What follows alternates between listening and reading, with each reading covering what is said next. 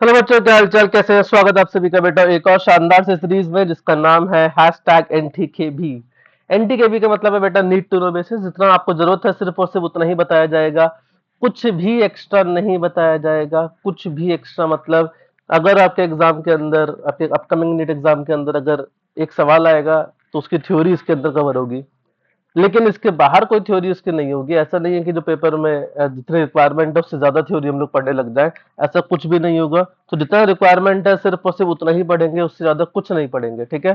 सो कोई अगर ये कहे कि सर आपने ये नहीं कराया, वो नहीं कराया, अगर आपको नहीं कराया गया है इसका मतलब, तो इसका मतलब क्या है कि वो आपके पेपर में नहीं आएगा, ठीक है। तो जितना आपको रिक्वायरमेंट है सिर्फ और सिर्फ वो इस थ्योरी के इस चैप्टर के अंदर आपको कराया जाएगा। एंड आज का चैप्टर हमारा है मोशन इन स्ट्रेट लाइन, सरल रेखा, है ना। तो भाई बहुत सिंपल चैप्टर है, बहुत इजी चैप्टर है, बट लेकिन ट्रिकी चैप्टर है। वाई? क्योंकि इसके सवाल जो है बेटा वो दो तीन जगह मिक्स हो जाते हैं। आप इलेक्ट्रोस्टैटिक्स में इसको मिक्स कर सकते हो, आप इसको मैग्नेटिक्स में उसको कर सकते हो, जहां जहां पे आपके पास मोशन होगा वहां वहां पर आप इस चैप्टर को मिक्स किया जा सकता है। तो इसीलिए चैप्टर जो है अपने आप में बहुत ज्यादा वेटेज रखता है, बहुत इंपॉर्टेंस रखता है, ठीक है। तो इसीलिए इसको हम लोग सबसे पहले यहाँ से शुरुआत करना चाहेंगे। तो चलिए बिना वक्त जाया करे शुरुआत करते हैं। हाँ, वन मोर थिंग, इस चैप्टर के अंदर आज के लेक्चर के अंदर सिर्फ और सिर्फ क्या है, थ्योरी है। यानी कि काइंड ऑफ आप समझ सकते हैं, जिसको आप शॉर्ट नोट्स कह सकते हैं, जिसको आप कह सकते हैं कि एक क्विक थ्योरी रिवीजन जो आपको चाहिए होगा वो आपके पास है यहाँ पर, ठीक है। नेक्स्ट वीडियो जो आएगी वो इसके क्वेश्चंस के ऊपर आ जाएगी, जो मोशन स्ट्रेट लाइन के मिनिमम नंबर ऑफ क्वेश्चन जो आपको पढ़ने चाहिए, जितना आपको आने चाहिए, जितना आपको करने चाहिए फॉर रिवीजन, वो आपको मैं नेक्स्ट वीडियो के अंदर आपको प्रोवाइड कर दूंगा, ठीक है। लेकिन हर चैप्टर का ऐसे ही चलेगा, उसकी थ्योरी एक सेशन की वीडियो में आएगी, अगले वीडियो में उसके क्वेश्चन आए करेंगे, ठीक है। तो चलिए शुरुआत करते हैं। सो बेटा सबसे पहले kinematics. What is kinematics? Kinematics का मतलब है कि भाई टू स्टडी मोशन, हम लोग मोशन की स्टडी करेंगे। To study motion without without knowing the cause. क्या, किसने मोशन किया, कैसे मोशन किया, ये नहीं जानना है। कितना मोशन किया बस इतना जानना है। यानी कि आप 10 के 10 मीटर चले, 15 मीटर चले, 100 किलोमीटर स्पीड से चले, आपका एक्सेलरेशन 5 मीटर पर सेकंड स्क्वायर का था, तो ये कितना मोशन था वो इतना ही जानना है। किसने 5 मीटर पर सेकंड का स्क्वायर का एक्सेलरेशन कराया, किसने आपकी वेलोसिटी चेंज करी, किसने आपको इतना एक जगह से दूसरी जगह डिस्प्लेस किया, नहीं जानना है, ठीक है। सिर्फ कितना हुआ है ये जानना है। तो that is study of motion, that is kinematics. दो स्टेट्स होती है इसके अंदर हमारे पास, रेस्ट एंड मोशन। तो बेटा रेस्ट का मतलब होता है कि रेस्ट का मतलब is when the position does not change with respect to the observer. When the position does not changes with respect to observer. भाई ऑब्जर्वर के रिस्पेक्ट में अगर पोजीशन चेंज नहीं हो रही है तो उसको हम लोग क्या कहते हैं, रेस्ट स्टेट कहते हैं। एंड अगर पोजीशन चेंज हो रही है with respect to the observer, when the position changes when the position changes with respect to the observer, उसको हम लोग कहते हैं मोशन। तो बहुत सिंपल है क्या, सब एक बहुत बेसिक वाला एग्जांपल जो हम हमेशा से सीखते आ रहे हैं कि भाई अगर हमारे पास दो तीन लोग हैं, इसमें से दो गाड़ी के अंदर हैं, दो गाड़ी के बाहर हैं, तो उसके हिसाब से आप जान सकते हैं लेट से ए बी और सी। यानी ट्रेन जो है वो अगर लेट से 100 किलोमीटर पर आवर की स्पीड से ऐसे भाग रही है, ठीक है। तो अगर आप पोजीशन ऑफ बी, अगर आप बी की पोजीशन विद रिस्पेक्ट टू ए पूछते हो तो आप देखोगे कि भाई वो कितना भी टाइम हो जाए, वो दोनों जो है आपस उनके बीच का डिस्टेंस जो है वो क्या रहेगा, सेम रहेगा। तो position of B with respect to A does not change, वो चेंज नहीं कर रही है, वो चेंज नहीं कर रही है। तो इसका मतलब क्या है कि B is at rest with respect to A and vice versa also, ठीक है। बी जो है वो ए के रिस्पेक्ट में क्या है, रेस्ट पर है। लेकिन वहीं अगर आप पोजीशन ऑफ सी या position of B with respect to C देखते हैं तो वो क्या कर रही है बेटा, चेंज कर रही है। एंड अगर वो चेंज कर रही है तो इसका मतलब क्या है कि B is in motion, B is in motion with respect to C, C के रिस्पेक्ट में वो क्या है, मोशन में है। तो this is the basics of rest and motion. कि रेस्ट में क्या है, जब पोजीशन चेंज करती है with respect to the observer, and motion क्या है, जब पोजीशन चेंज नहीं करती है with respect to the observer. तो अब ये ऑब्जर्वर क्या है, इसको हम लोग डिफाइन करते हैं बेटा एक फिजिक्स वाले टर्म से, जैसे फ्रेम ऑफ रेफरेंस। तो फ्रेम ऑफ रेफरेंस का मतलब क्या है कि हम लोग जिसके रिस्पेक्ट में मोशन को ऑब्जर्व कर रहे होते हैं, जहां से मोशन को ऑब्जर्व कर रहे होते हैं, उसको हम लोग कहते हैं basically frame of reference. In general हम लोग जो फ्रेम ऑफ रेफरेंस मान के चलेंगे वो किसको मानेंगे, अर्थ को। एंड उसका जो कोऑर्डिनेट मान के चलेंगे, क्या मान के चलेंगे, ओरिजिन। यानी कि हम लोग हमेशा मान के चलेंगे कि हमारा जो ऑब्जर्वर है वो कहाँ बैठा हुआ है बेटा, वो ओरिजिन पर बैठा हुआ है। ठीक है, यानी कि अगर ये हमारा ऑब्जर्वर है तो इस ऑब्जर्वर के सर पे आप अपने कोऑर्डिनेट सिस्टम को लगा सकते हैं, एंड ये हमारा क्या है, ओरिजिन हो जाएगा। ठीक है, इस तरीके से, इस तरीके से। ठीक है, चलिए, distance and displacement, what is distance, what is displacement. तो बहुत ज्यादा वक्त जाया नहीं करेंगे इसकी कहानी बनाने में, ये करने वो करने में, सीधा टू द पॉइंट एकदम, है ना, एकदम टू द पॉइंट बात करेंगे। तो what is distance, what is distance, distance is कितना चला, डिस्टेंस इज कितना चला, यानी कि पाथ लेंथ, यानी कि पाथ लेंथ। ठीक है, and what is displacement, what is displacement, that is the shortest distance between between initial and final position. Final position और इनिशियल पोजीशन के बीच में शॉर्टेस्ट डिस्टेंस क्या है, दैट इज द डिस्प्लेसमेंट। तो बहुत सिंपल है, अगर हम लोग बहुत सारे एग्जांपल्स को कंसीडर करके देखते हैं, तो लेट से कि ये 3 मीटर है, यहाँ से ए से स्टार्ट हुआ, बी गया, एंड देन सी गया, देन सी गया, like this, like this. Let's say this is B, this is C, and this is 4 metre. And अगर हम लोग यहाँ से अगर आपसे पाथ लेंथ पूछते हैं, तो what is the path length, तो पाथ लेंथ हो जाएगा बेटा 3 + 4, दैट इज 7 मीटर, यानी कि ए बी सी का। ठीक है, लेकिन अगर आपसे मैं डिस्प्लेसमेंट पूछता हूँ, तो displacement is the shorter distance between the initial and the final position, initial and the final position.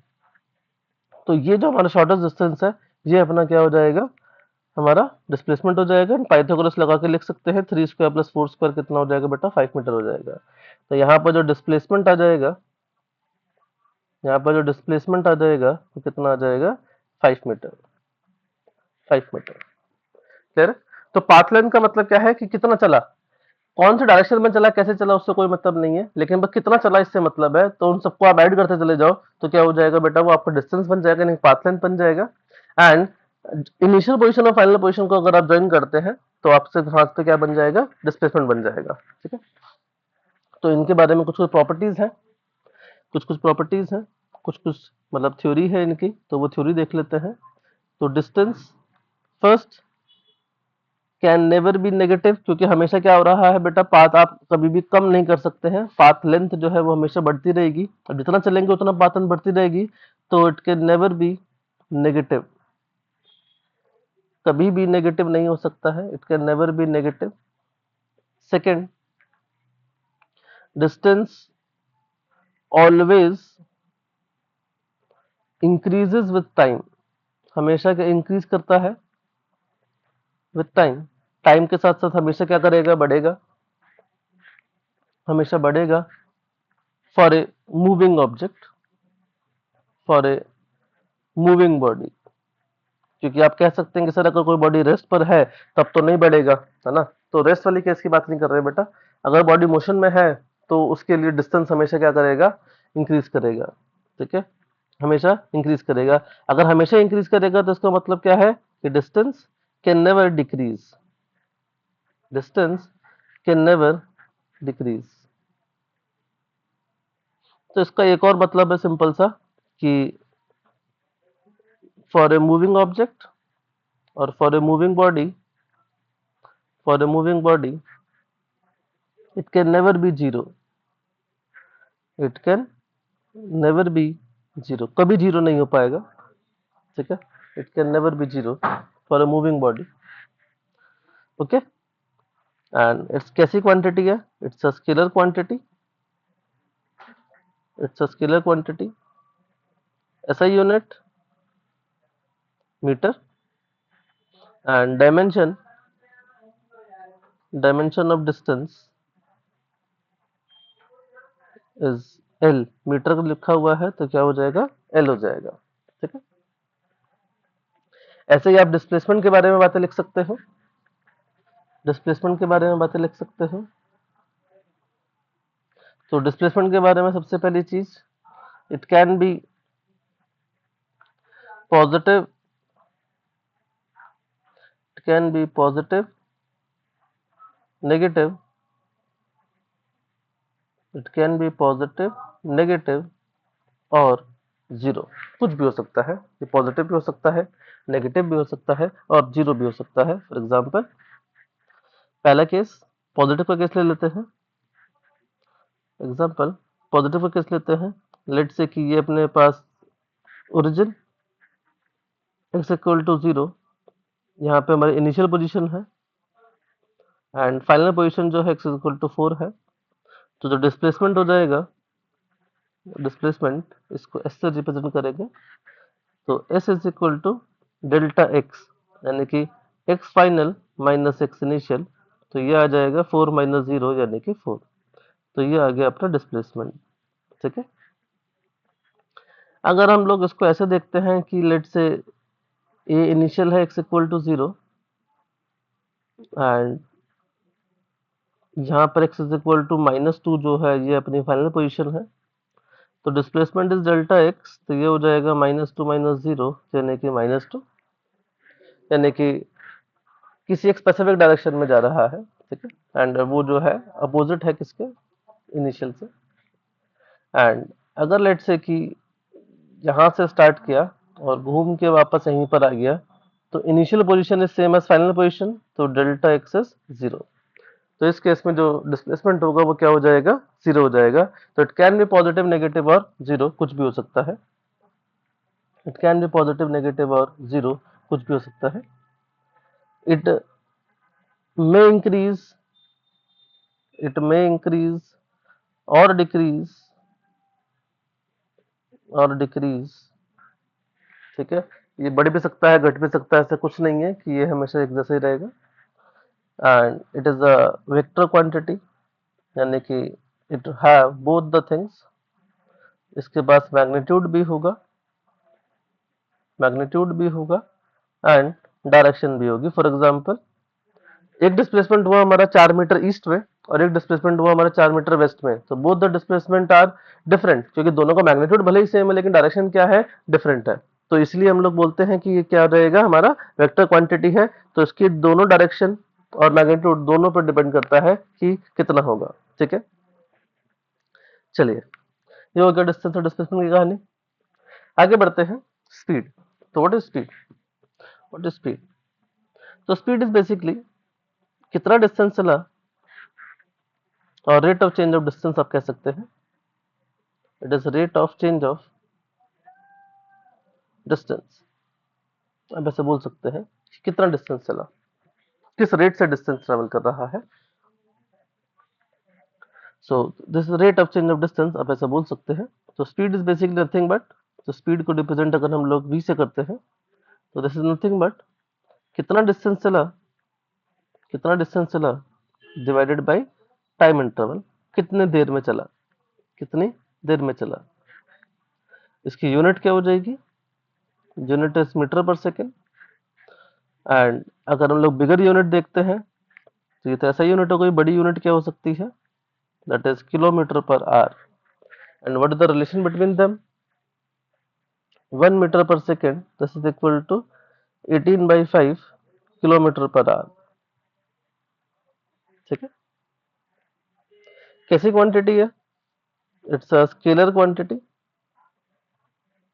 It's a scalar quantity. ठीक है, अच्छा स्केलर क्वांटिटी, यानी कि सिर्फ और सिर्फ क्या होगा उसके पास, मैग्नीट्यूड, नो डायरेक्शन। आप किधर की तरफ डिस्टेंस ट्रेवल कर रहे हैं उससे हमें मतलब नहीं है, हमें किधर मतलब क्या है, बस कितना डिस्टेंस ट्रेवल कर रहे हैं इस बात से मतलब है। ठीक है, सिर्फ और सिर्फ इस बात से मतलब है।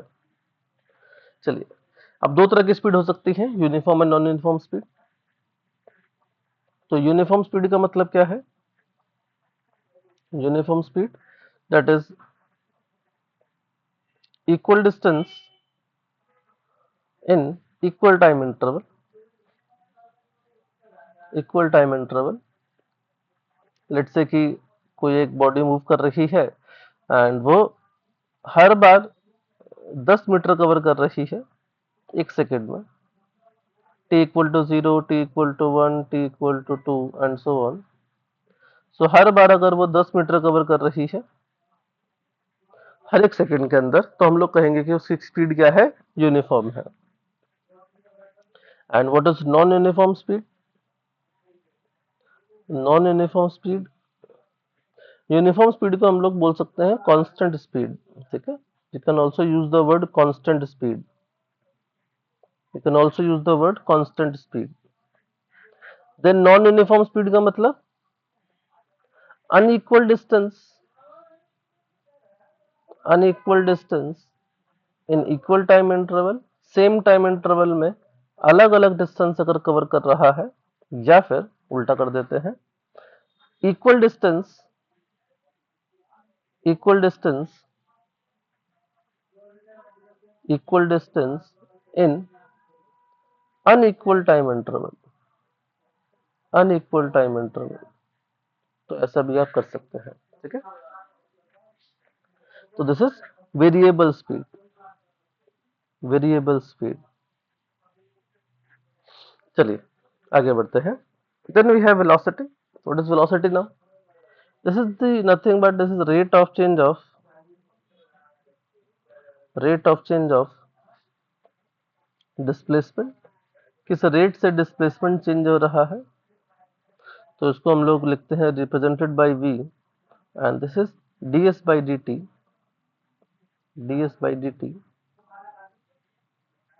या फिर हम लोग बोल सकते हैं और v is equal to delta x by delta t, ठीक है।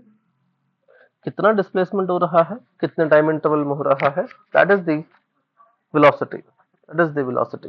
एंड डिस्प्लेसमेंट कैसी क्वांटिटी है, इट्स अ वेक्टर क्वांटिटी, तो वेलोसिटी भी कैसी क्वांटिटी होगी, it is also a vector quantity.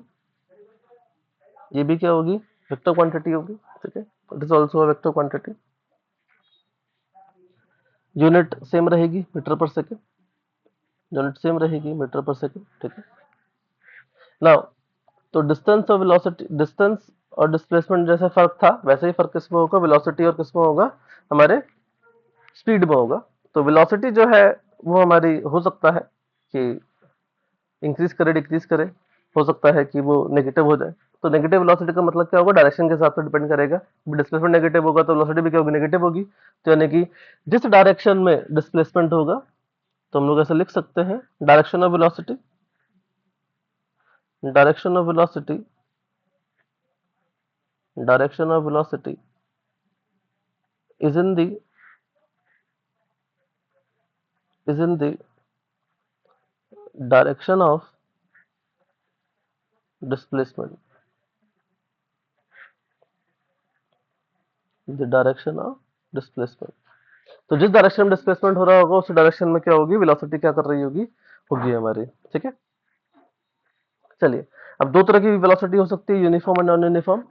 तो यूनिफॉर्म वेलोसिटी मतलब जहां जहां पे यूनिफॉर्म वर्ड लग जाता है जनरली हम लोग बोलते हैं कुछ ना कुछ कांस्टेंट हुआ है। तो यूनिफॉर्म वेलोसिटी का मतलब है कि यूनिफॉर्म वेलोसिटी का मतलब है it's a constant velocity, and we are saying कि वेलोसिटी कैसी क्वांटिटी है, it's a vector quantity, vector quantity. तो इसका मतलब क्या है कि उसका जो मैग्नीट्यूड है that is also constant, and उसकी जो डायरेक्शन है वो भी क्या है, कांस्टेंट। तो constant in magnitude, constant in direction, इसको हम लोग कहते हैं constant velocity. Constant in magnitude and constant in direction, इसको हम लोग कहते हैं uniform velocity. Now we have non uniform velocity. Non uniform velocity, तो नॉन यूनिफॉर्म वेलोसिटी का मतलब हो जाएगा it's a variable velocity, and variable करने के लिए हम किसी भी एक चीज को क्या कर सकते हैं, वेरिएबल कर सकते हैं। हम मैग्नीट्यूड वेरिएबल कर सकते हैं, डायरेक्शन वेरिएबल कर सकते हैं, या फिर दोनों को ही वेरिएबल कर सकते हैं। So it can be constant,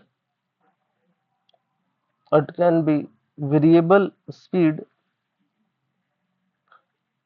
variable speed with constant direction,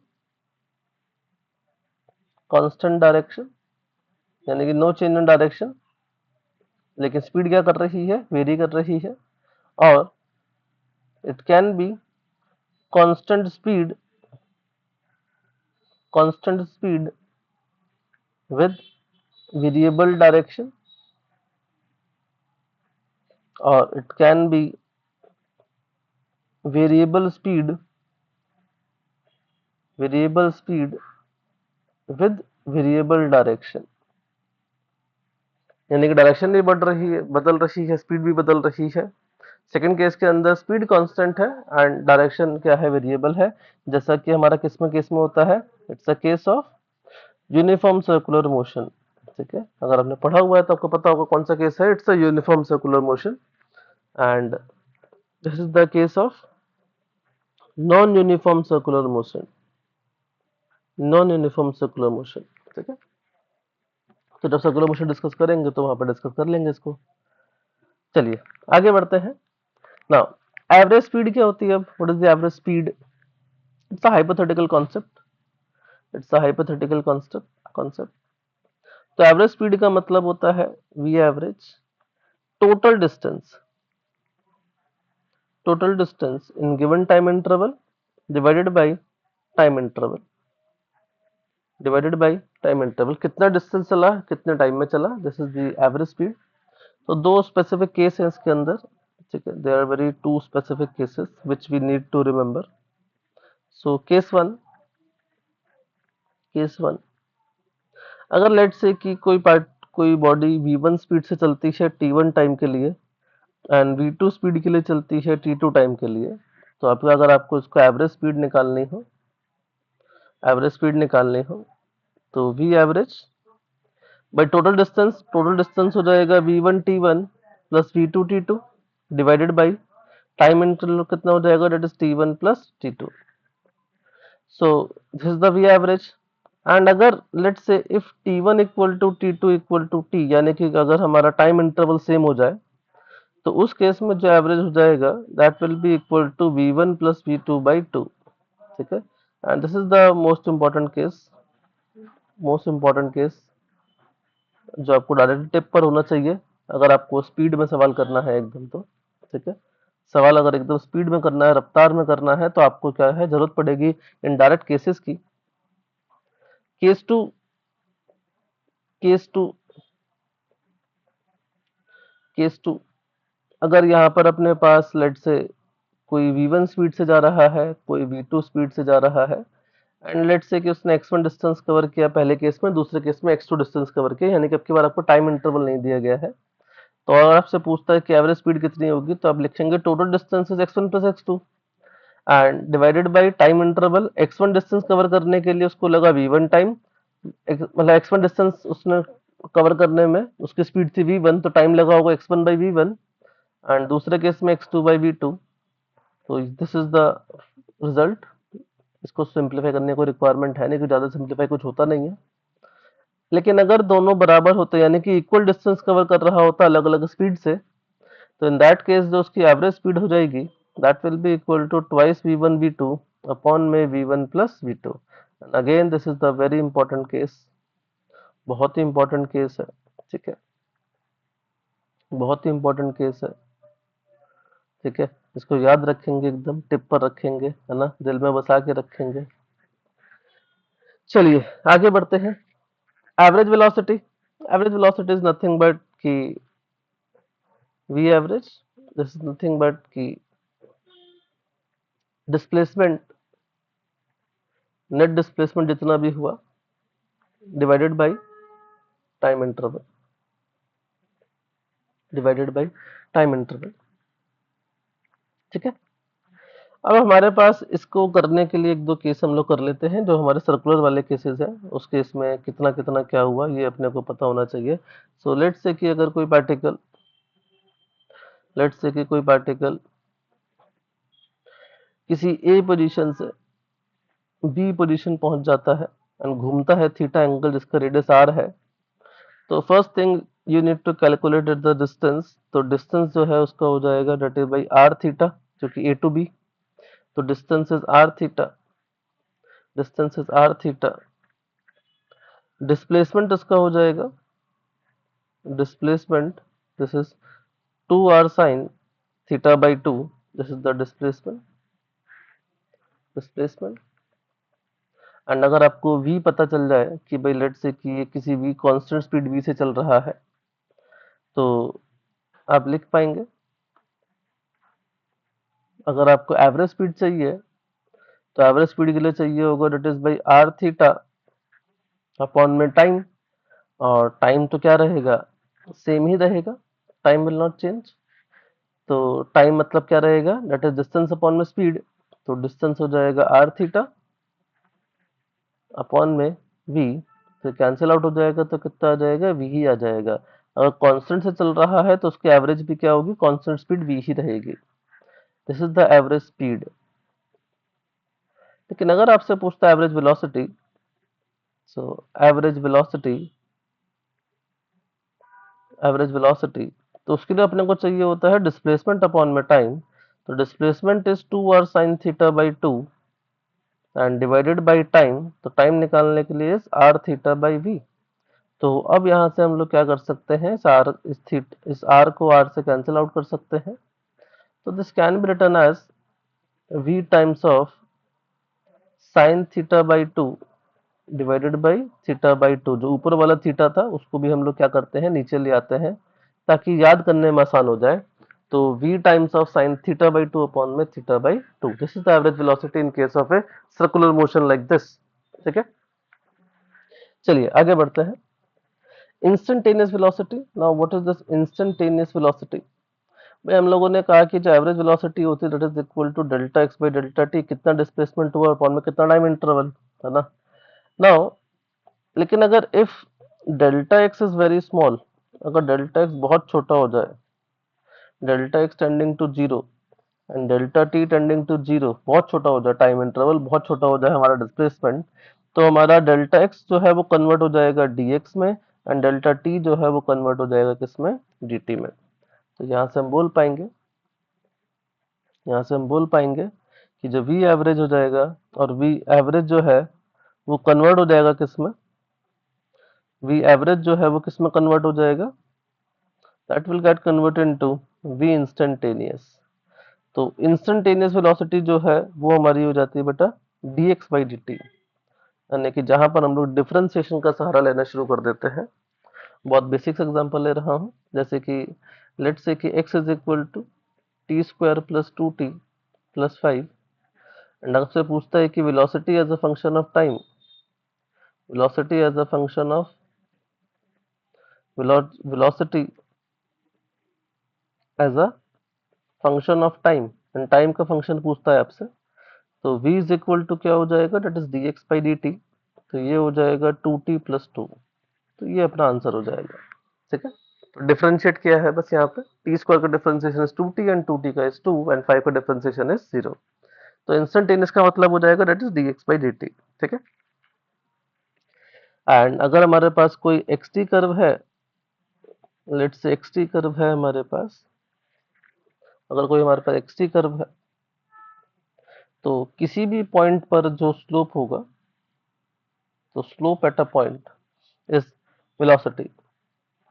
तो slope at a point on a xt curve gives instantaneous velocity। ठीक है, gives instantaneous velocity। ओके, चलिए, इंस्टेंटेनियस वेलोसिटी का जो मैग्नीट्यूड आएगा that is same as the instantaneous speed. ठीक है, that is same as the instantaneous speed. ये note है बहुत बड़ा कि दैट इज इंस्टेंटेनियस स्पीड,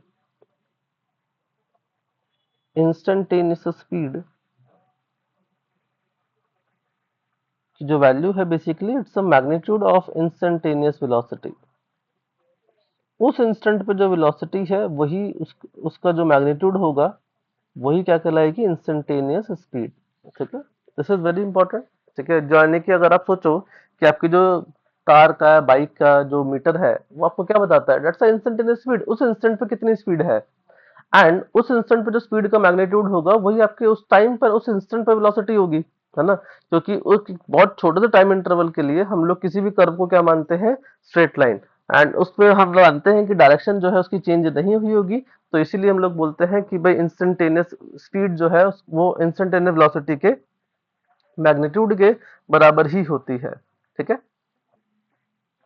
चलिए time average of the velocity, time average कैसे निकालते हैं? तो अगर आप बहुत बेसिक से एक बात समझ रहे होंगे कि v जो है that is equal to dx by dt, तो अगर मैं यहाँ पे dx को लिखूं that is v dt and इसको अगर इंटीग्रेट कर दूं तो dx का इंटीग्रेशन हो जाएगा delta x, this is integration v dt। तो what is the average velocity? Average velocity होती है delta x by delta t and delta x क्या हो जाएगा? This is integration v dt and divided by time interval. अगर मैं इसको t1 से t2 लिखता हूँ तो टाइम इंटरवल भी आपको पता चल जाएगा, that is t2 minus t1। तो इंटीग्रेशन v dt t1 से t2 divided bye t2 minus t1। ठीक है, तो this is same as the basic general formula for any of the average, कि उस फंक्शन को आपको क्या करना है, टाइम के रिस्पेक्ट में इंटीग्रेट करना है एंड डिवाइड कर देना है विद द टाइम इंटरवल। तो अगर छोटा सा एग्जांपल लेके आपको समझाऊं, सो लेट्स से कि हमारे पास की कोई वेलोसिटी आपको दे रखी है that is 2t plus 2 and we need to find v average in time interval और v average in first 3 second, पहले 3 सेकेंड में कितना इसका v एवरेज होगा। तो बेटा v एवरेज निकालने के लिए आपको क्या करना है, इसको इंटीग्रेट करना है एंड डिवाइड कर देना है किससे, टाइम इंटरवल से। तो कहाँ से है, फर्स्ट 3 सेकंड में है यानी कि 0 से 3 तक, तो टाइम इंटरवल कितना हो जाएगा, 3 माइनस 0। तो v की वैल्यू अपने पास है that is 2t plus 2 into में dt and divided by 3 and कहाँ से कहाँ तक, 0 से 3 तक। तो 2t का इंटीग्रेशन हो जाएगा बेटा 2t स्क्वायर बाई 2 एंड 2 का हो जाएगा that is 2t and limit अपने पास है 0 से लेकर 3 तक डिवाइडेड बाई 3। तो यहाँ से हम लोग क्या कर सकते हैं, 2 से 2 कैंसिल कर सकते हैं, अपर लिमिट रखेंगे तो आ जाएगा 3 स्क्वायर प्लस 2 इंटू 3। ठीक है, जीरो रखेंगे सब जीरो हो जाएगा, ये भी जीरो ये भी जीरो एंड डिवाइडेड बाई 3। तो यहाँ से अपने पास आ जाएगा that is 9 plus 6 15 and by 3, तो ये आ जाएगा 5 मीटर पर सेकेंड। तो 5 मीटर पर सेकेंड जो है इसकी क्या आ जाएगी, एवरेज वेलोसिटी आ जाएगी। ठीक है, तो टाइम एवरेज निकालने के लिए क्या करना है, आपको इंटीग्रेट करना है with respect to time and divide कर देना है टाइम इंटरवल से, जिस भी टाइम इंटरवल आपसे पूछ रहा है। चलिए, change in velocity, how to calculate this change in velocity. तो अगेन अभी हम लोगों ने सीखा कि लेट्स से कि अगर कोई पार्टिकल यहाँ से लेट से v स्पीड से जा रहा है और यहाँ भी उसकी स्पीड जो है वो भी v है, लेकिन क्या इसकी वेलोसिटी सेम है? तो आंसर इज नो, क्योंकि वेलोसिटी ने अपनी डायरेक्शन क्या कर ली है बेटा, चेंज कर ली है। तो magnitude of change in velocity is 2v sin theta by 2, just like the displacement that's 2r sin theta by 2। तो यहाँ पे कितना है, 2v sin थीटा बाई 2। ठीक है, 2v sin थीटा बाई 2। तो this is the magnitude of change in velocity, this is the magnitude of change in velocity. अगर इसी केस में आपसे मैं पूछता हूँ what is the change in magnitude of velocity, तो आप बोलोगे सर मैग्नीट्यूड में तो कोई चेंज आया ही नहीं है, तो मैग्नीट्यूड में चेंज जो है वो इस केस में कितना है, जीरो है। तो दो अलग अलग स्टेटमेंट है, वर्ड आगे पीछे है, Angrezi is a very funny language, we know it. Magnitude of change in velocity, इसका मतलब क्या है कि पहले आप वेलोसिटी में चेंज निकालिए एंड फिर उसका मैग्नीट्यूड निकालिए, तो वो आता है 2v sin थीटा बाई 2। लेकिन अगर आपसे पूछता है magnitude of the change in the magnitude of velocity, तो इसका मतलब क्या है कि उसके मैग्नीट्यूड में कितना चेंज आया। एंड इस केस में दोनों मैग्नीट्यूड हम लोग सेम मान के चल रहे हैं, तो कितना आ जाएगा, जीरो आ जाएगा। ठीक है, तो चेंज इन वेलोसिटी का मतलब बेसिकली क्या है, delta v is v final minus v initial, simple भाषा में ये फाइनल वेलोसिटी कितनी है माइनस इनिशियल वेलोसिटी कितनी है, दैट इज डेल्टा वी। ठीक है, चेंज इन वेलोसिटी। चलिए, चेंज इन वेलोसिटी क्यों सीखा, क्योंकि हमें एक्सेलरेशन चाहिए था एंड एक्सेलरेशन इज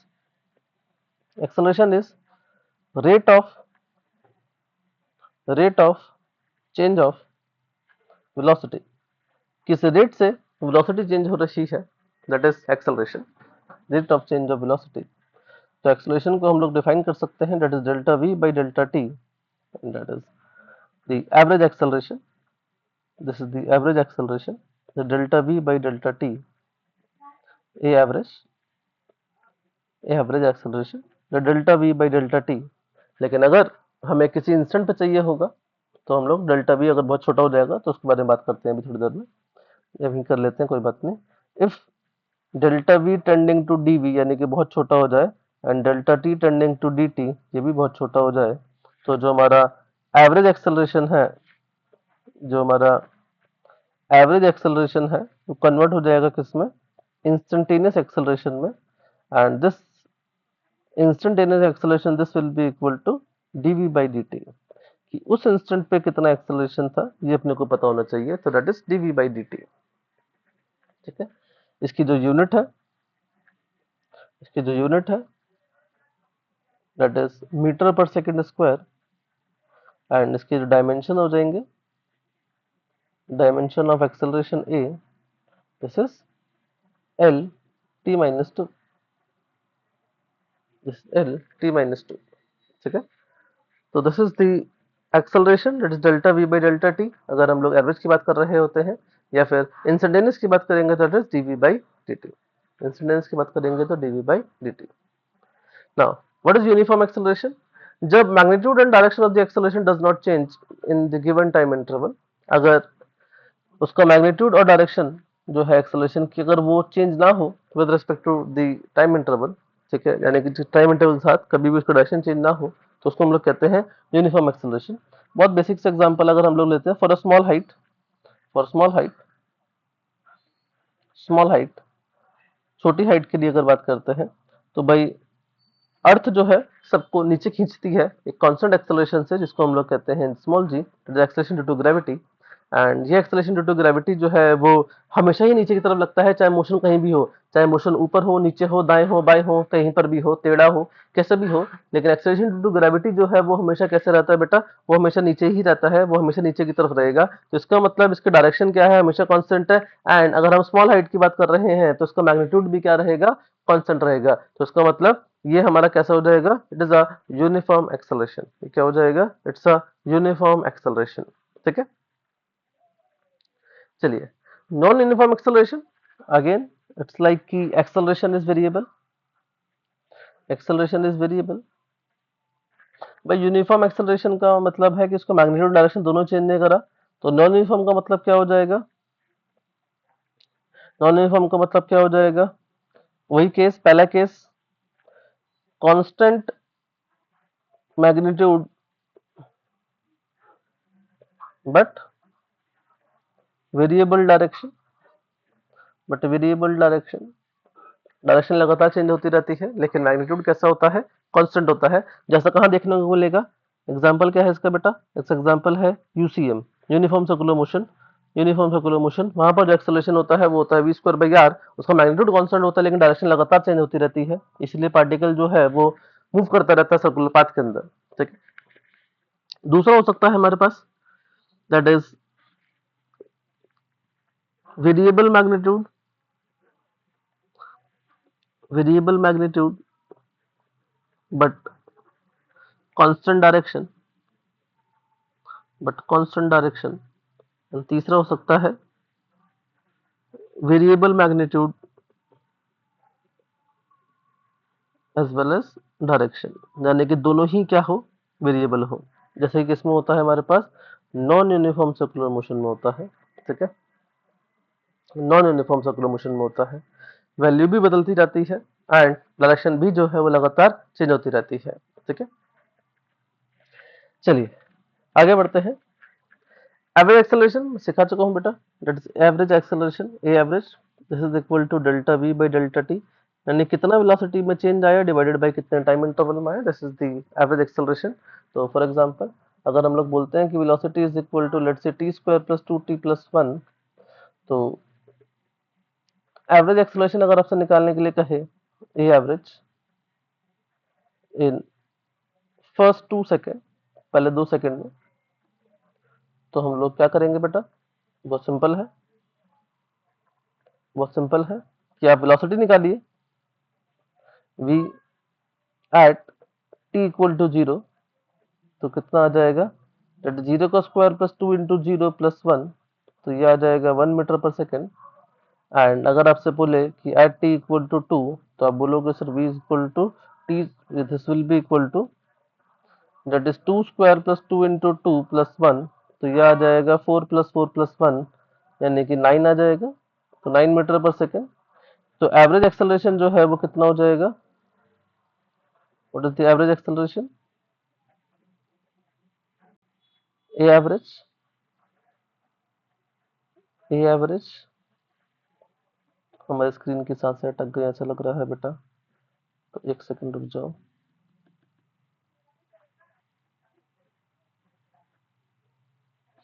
हाँ, साथ से अटक गई है बेटा थोड़ी सी इसको भी टेंशन हो रही है मुझे लग रहा है आपकी तरह, तो इसलिए हो सकता है ये अटक गया हो।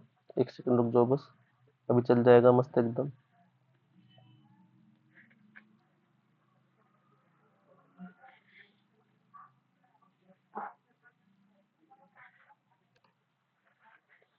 सो अगर हम लोग देखते हैं यहाँ पे, तो एवरेज एक्सेलरेशन जो है a average, this will be equal to delta V, यानी कि 9 माइनस 1 अपॉन में टाइम इंटरवल इज 2, तो 8/2 is 4 metre per second square. तो this is the average acceleration. अगर इसी क्वेश्चन में आपसे पूछता कि इंस्टेंटेनियस एक्सेलरेशन, तो आप बता पाते वैसे। इसी के अंदर आपसे पूछता instantaneous acceleration at t equal to 2, तो उसके लिए आपको क्या करना पड़ेगा बेटा, डीवी बाई डी टी करना पड़ेगा, डिफरेंशिएट करना पड़ेगा, तो वो आ जाएगा कितना, that is 2t plus 2, and at t equal to 2, अगर हम टी इक्वल टू 2 पर देखोगे तो कितना हो जाएगा, 2 इंटू 2 प्लस 2 यानी कि 6 मीटर पर सेकेंड स्क्वायर। तो एवरेज एक्सेलरेशन और इंस्टेंटेनियस एकदम अलग अलग है।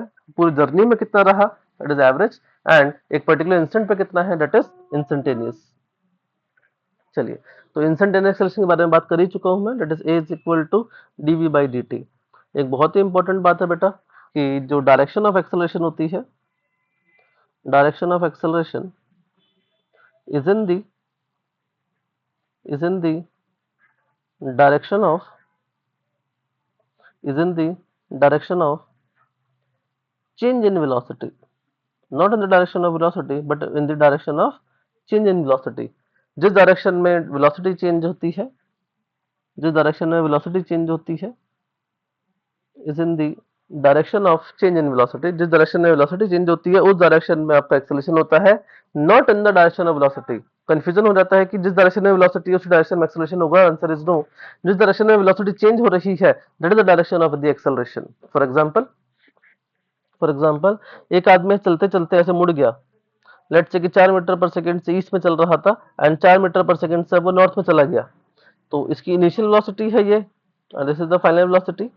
तो अगर आपसे एक्सेलरेशन पूछा जाए तो आप लिखोगे sir v final minus v initial divided by time interval, तो v फाइनल कितना हो जाएगा, दैट इज 4, एंड ये लेट से नॉर्थ में गया है तो j कैप माइनस v आई कैप, v इनिशियल कितना हो जाएगा, that is 4 I cap, and let से जिस भी टाइम इंटरवल में गया होगा t में, तो उसका जो एक्सेलरेशन है वो आई कैप माइनस j कैप यानी कहीं बीच में है, आई कैप माइनस j कैप यानी j कैप माइनस आई कैप, तो j कैप माइनस आई कैप यानी कि कहीं इधर की तरफ इसका एक्सेलरेशन होगा, ठीक है।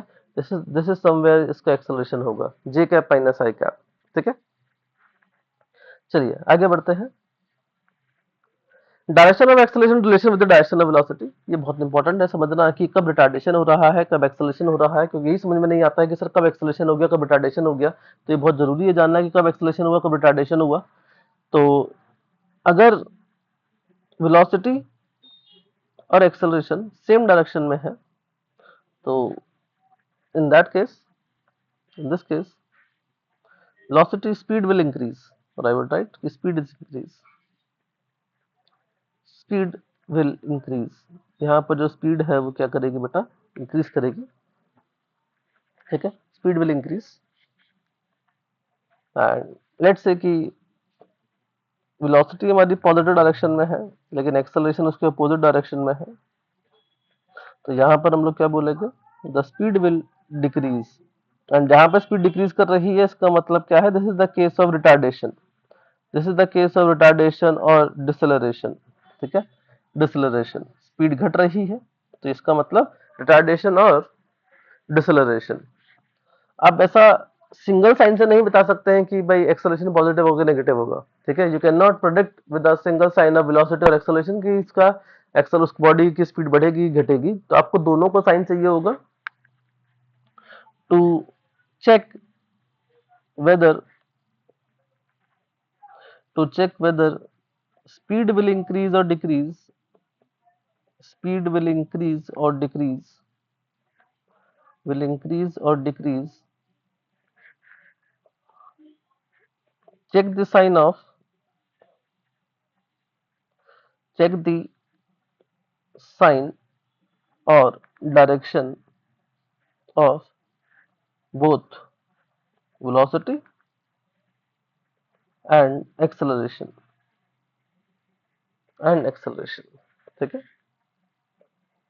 ये आपको बहुत जरूरी बात है ये कि बेटा आपको वेलोसिटी और एक्सेलरेशन दोनों का ही डायरेक्शन चाहिए होगा, दोनों की डायरेक्शन चाहिए होगी, ठीक है। तब जाके आप पता कर पाएंगे कि उसकी स्पीड बढ़ेगी कि घटेगी। अगर आप एक किसी भी एक के साइन से देखें, for example acceleration is -5 j cap, तो उसका मतलब ये नहीं है कि नेगेटिव साइन यहाँ पे ये रिप्रेजेंट कर रहा है कि उसका रिटार्डेशन हो रहा है, नहीं, बिल्कुल नहीं है। अगर आपका लेट से वेलोसिटी भी -3 j कैप हुई, तो बेटा उस केस में दोनों जो सेम डायरेक्शन में जाएंगे, सेम डायरेक्शन के अंदर स्पीड क्या कर जाती है, इंक्रीज कर जाती है, ठीक है। चलिए, टाइप्स ऑफ मोशन। तो मोशन बेटा कितने तरीके के होते हैं। First is uniform motion. Uniform motion, uniform motion का मतलब है कि जहां पर वेलोसिटी क्या रहेगी बेटा, कांस्टेंट रहेगी। एंड अगर वेलोसिटी कांस्टेंट है तो उसका एक्सेलरेशन जो है वो कितना होगा, acceleration is zero. Acceleration is zero, क्योंकि एक्सेलरेशन को डिफाइन कैसे करते हैं, rate of change of velocity, rate of change of velocity. तो इसलिए इसको हम लोग बोलते हैं कि यूनिफॉर्म मोशन का मतलब क्या है कि जीरो एक्सेलरेशन मोशन, यानी कि जिसके अंदर एक्सेलरेशन कितना होता है, जीरो होता है। Then we have uniformly uniformly accelerated motion. Uniformly accelerated motion जिसका मतलब है कि भाई एक्सेलरेशन जो है वो कांस्टेंट रहेगा। यूनिफॉर्मली एक्सेलरेटेड मतलब acceleration is constant, and when we say a vector quantity is constant, that means उसका magnitude and direction both are constant. Magnitude and direction दोनों ही क्या रहेंगे बेटा, उसके कांस्टेंट रहेंगे, it will not change with time, ठीक है। तो this is the case of uniformly accelerated motion, जिसके अंदर आप बचपन से पढ़ते आ रहे हैं कुछ equation, S is equal to U T plus half at square V equal to U plus C T V square equal to U square by 2 तो सारी इक्वेशन जो है वो यूनिफॉर्मली एक्सेलरेटेड मोशन के लिए होती है, यानी कि एक्सेलरेशन जहां पे कांस्टेंट होता है। And third is non uniformly accelerated motion. Third is non uniformly accelerated motion, ठीक है, non uniformly accelerated motion. And इस केस में acceleration is not constant. And जब हम लोग कहते हैं कि कोई वेक्टर क्वांटिटी कांस्टेंट नहीं है, तो हो सकता है कि उसका मैग्नीट्यूड कांस्टेंट ना हो सकता है डायरेक्शन कांस्टेंट ना हो सकता है दोनों ही कांस्टेंट ना हो, ठीक है। तो यहाँ पर हम लोग इक्वेशन ऑफ मोशन पढ़ते हैं। Here we study about the equation of motion, and here we study about differentiation, that is v is equal to dx by dt और a is equal to dv by dt। बेटा dv by dt को आप break कर सकते हो, that is इसको अगर आप ऐसे भी लिख सकते हो, that is v dv by dx, आप ऐसे भी लिख सकते हो इसको, है ना। तो ऑल आर सेम थिंग। तो जहां जहां पे नॉन यूनिफॉर्म एक्सेलरेशन होगा वहां पे डिफरेंशिएशन वाला पार्ट आएगा, एंड जहां जहां पे आपका कांस्टेंट एक्सेलरेशन होगा वहां पर डायरेक्टली इक्वेशन ऑफ मोशन का इस्तेमाल कर सकते हैं, ठीक है। And what about uniform motion, इसका अंदर simple formula distance is equal to speed into time, जो बचपन से पढ़ते आ रहे थे, है ना। चलिए आगे बढ़ते हैं। यूनिफॉर्मली एक्सेलरेटेड मोशन, तो what is uniformly accelerated motion, तो इसके लिए बेटा तीन हमारे पास इक्वेशन होगी, यानी कि acceleration is constant, acceleration does not change, so v is equal to u plus at first. Second, s is equal to ut plus half at square. Third, v square equal to u square plus 2as. And fourth, snth, this is equal to हम लोग use कर रहे हैं, that is sn minus sn minus one, इनका difference यानी कि u plus a by two into में 2n minus one, and this is the nth, यानी कि displacement in the nth second, displacement in the nth second. This is the displacement displacement in nth second. लेकिन ध्यान रहेगा कि हम लोग 1 second का डिफरेंस यहाँ पे इस्तेमाल करते हैं, ठीक है। We take the difference of 1 second over here. ऐसा नहीं है कि आप यहाँ पे कोई भी डिफरेंस लेके सॉल्व कर देंगे। For example first first half second, यानी कि let's say first fifth half second, second fifth in the second half second, ऐसा नहीं है। वहां पे नहीं लगा सकते आप इसको, है ना। आप इसको कब लगा सकते हैं? सेकेंड सेकेंड में कितना डिस्प्लेसमेंट हुआ, फोर्थ सेकेंड में कितना डिस्प्लेसमेंट हुआ, फिफ्थ सेकेंड में कितना डिस्प्लेसमेंट हुआ, तो वहां पर आप इसका इस्तेमाल कर सकते हैं, ठीक है। सो बेटा यहाँ पर v क्या है? v is the final velocity, v is the final velocity, u is the initial velocity, u is the initial velocity, and a is the acceleration, t is the time, t is the time, and s is the displacement, not the distance, ठीक है, not the distance। now जब तक motion straight line में होता रहता है, एक ही direction में होता रहता है, तो बेटा अगर कोई टर्निंग बैक नहीं है, in case of no turning back, तो आपका वहां पे क्या रहेगा? डिस्टेंस और डिस्प्लेसमेंट क्या रहेगा? सेम रहेगा, ठीक है। डिस्टेंस और डिस्प्लेसमेंट क्या रहेगा? सेम रहेगा, ठीक है। So in case of no turning back, यानी कि मुड़कर वापस नहीं आ रहे हैं, और case of straight line motion with constant direction,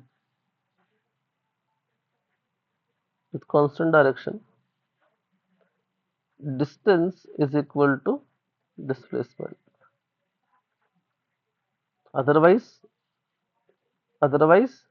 distance हमेशा क्या रहेगा? बड़ा रहेगा, किससे? डिस्प्लेसमेंट से। तो distance is greater than equal to magnitude of the displacement, ठीक है। चलिए, नाउ वी हैव, अब इसके इनके न्यूमेरिकल्स जो है इसके ऊपर कैसे कैसे होते हैं, that we will discuss in the question section, ठीक है। अभी के लिए बस अगर थ्योरी कवर करना चाहें तो इस चैप्टर की, इस टॉपिक की थ्योरी में इतनी सी है कि 4 इक्वेशन है, 4 फॉर्मूले हैं, बस ये ना, दैट्स इट। इसकी कोई थ्योरी नहीं है इसके अलावा। इसके जो केसेस हैं वो अलग अलग जो बन रहे हैं वो हम लोग डिस्कस कर रहे हैं, बट लेकिन हाँ, इसके अगर आप देखोगे तो एज सच कोई स्पेसिफिक थ्योरी नहीं बनती है फिर, ठीक है। चलिए, stopping distance and the reaction time. अगर स्टॉपिंग डिस्टेंस क्या है और रिएक्शन टाइम क्या है, तो स्टॉपिंग डिस्टेंस का मतलब क्या है कि भाई लेट्स से कि आप किसी स्पीड से चल रहे थे, वी नॉट स्पीड से, एंड आपने ब्रेक लगाए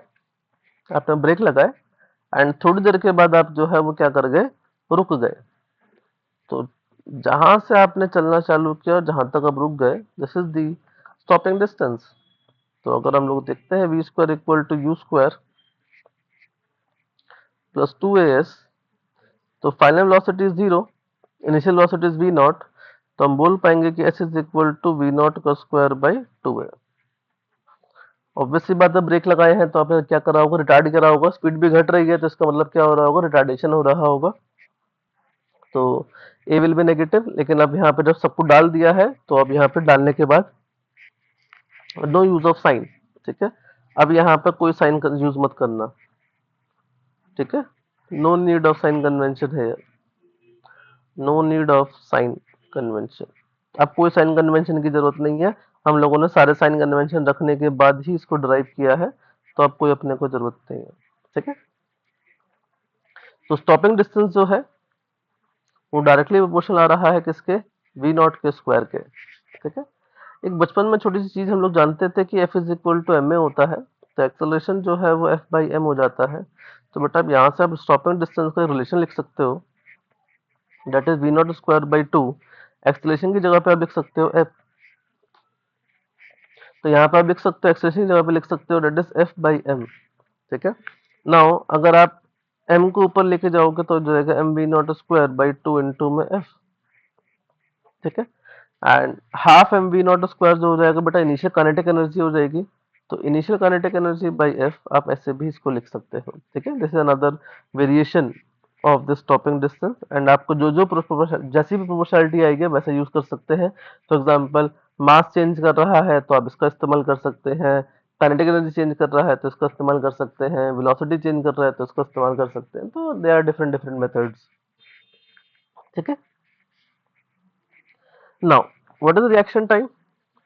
what is the reaction time? Reaction time is कि अगर लेट्स से कि आपने यहाँ किसी को देखा एंड यहाँ पर आपकी गाड़ी थी, वी नॉट स्पीड से चल रही थी, तो अंदर बैठा ड्राइवर जो है वो पहले ऑब्स्टेकल देखता है एंड फिर वो ब्रेक लगाता है। तो जितनी देर में वो ये सोचता है कि मुझे ब्रेक लगाने हैं, मतलब उसने देखा, सोचा एंड फिर ब्रेक लगाए, तो उस पूरे प्रोसेस में उसको कुछ ना कुछ टाइम लग जाता है। उसी को हम लोग कहते हैं बेटा reaction time. And during the reaction time we say कि अगर उसकी वेलोसिटी कांस्टेंट है तो वो एक्स्ट्रा डिस्टेंस कितना चल रहा होगा, तो टी टाइम में कितना डिस्टेंस चलेगा, that is V nought T plus. And अगर यहाँ आके उसने ब्रेक लगाए तो बेटा यहाँ पे वो कितना डिस्टेंस चलेगा, that is V not square by two A. And this is the total distance covered before stopping including the reaction time. अगर क्वेश्चन में रिएक्शन टाइम आपको नहीं दिया है तो आपको वी नॉट टी कितना कर देना है, जीरो कर देना है, वी नॉट टी हटा देना है, क्या बच जाएगा, सिर्फ v not square by two a. ठीक है, जो हम लोग पहले भी निकाल चुके हैं। तो अगर इनकेस रिएक्शन टाइम कंसिडर कराया तो आपको एक्स्ट्रा डिस्टेंस लेना पड़ेगा, बस क्या है वी नॉट टी, एंड यही आपका आंसर हो जाएगा। ठीक है साथ में। चलिए velocity of the mid point. तो मिड पॉइंट की वेलोसिटी का मतलब क्या है कि लेट से कि यहाँ पर कोई एक मिड पॉइंट है लेट से, ठीक है, एंड एक पार्टिकल जो है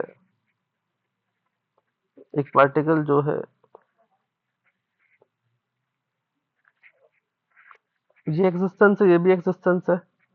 जब पार्टिकल यहाँ पर था उसकी स्पीड u है, और जब पार्टिकल यहाँ पहुंच चुका है तो उसकी स्पीड कितनी है, v है।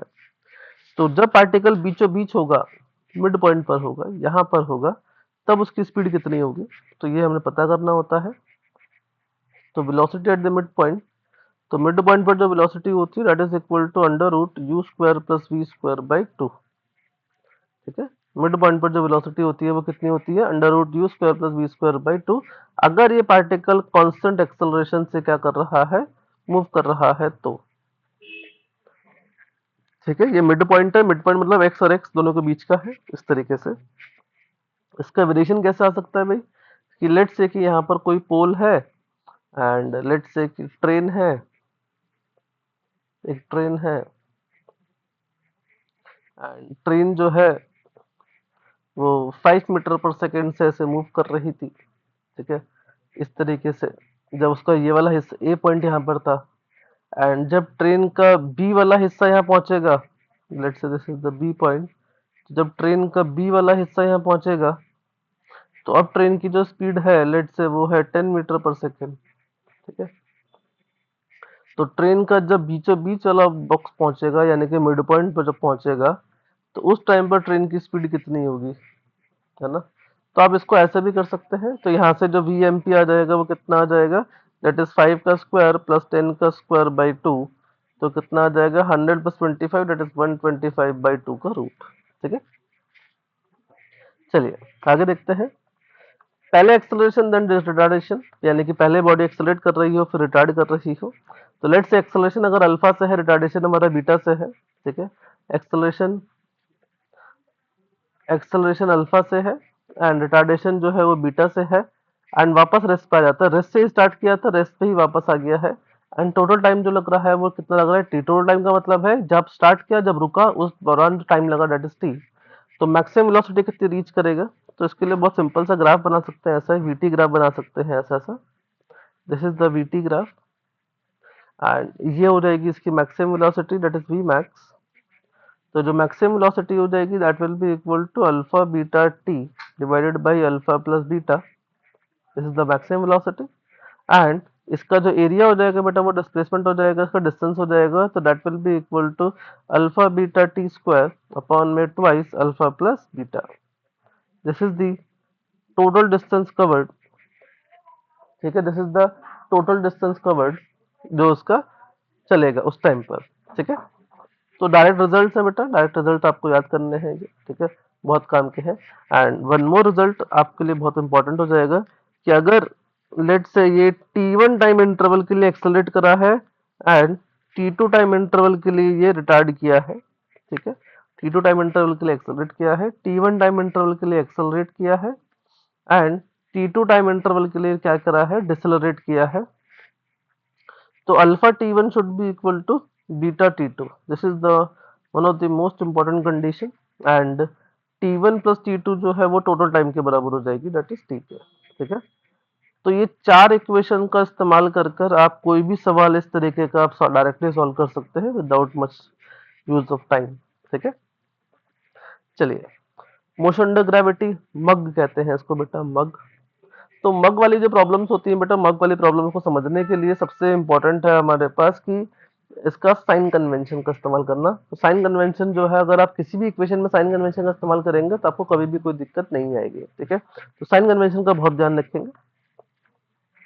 तो लेट्स से कि अगर आपने किसी बॉडी को नीचे से ऊपर फेंका है, तो जिस पॉइंट से आप फेंकते हैं उस पॉइंट से ऊपर की तरफ सब पॉजिटिव है, उस पॉइंट से नीचे की तरफ सब क्या है, नेगेटिव है, ठीक है।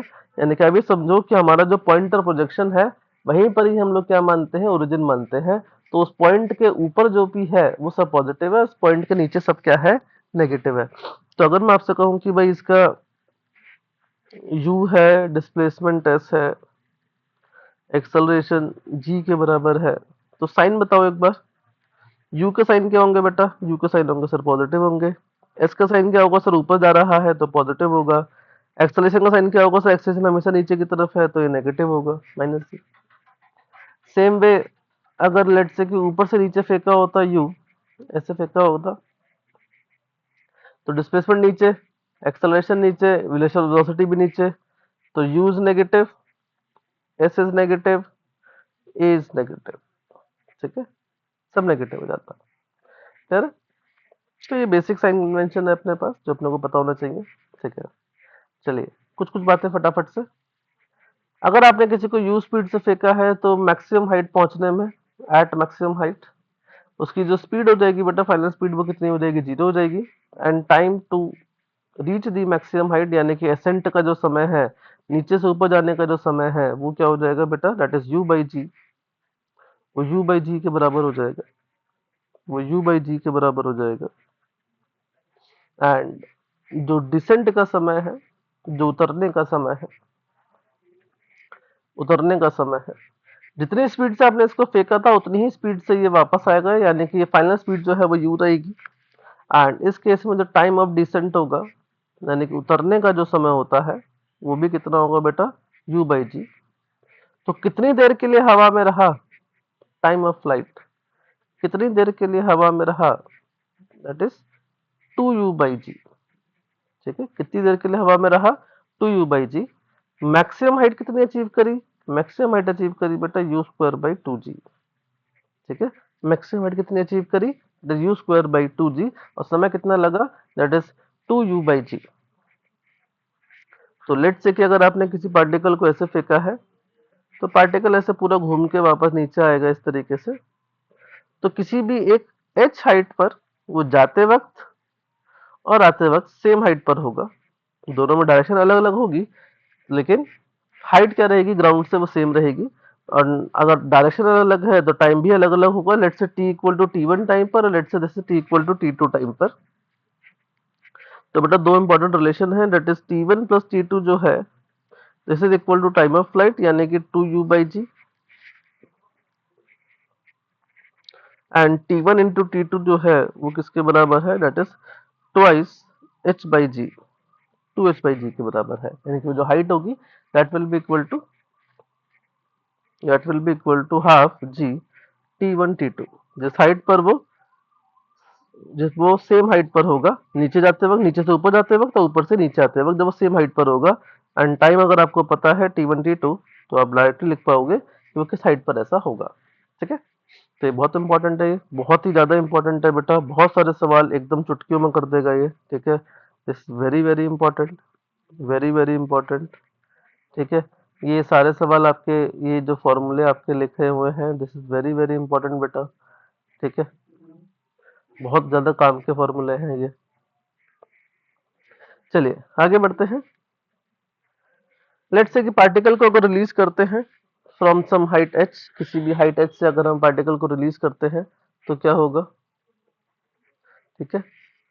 तो अगर पार्टिकल को रिलीज करते हैं फ्रॉम किसी सम हाइट h, तो क्या होगा, अगर आप किसी पार्टिकल को रिलीज करते हैं बेटा h हाइट से, नीचे किसी h हाइट से रिलीज करते हैं,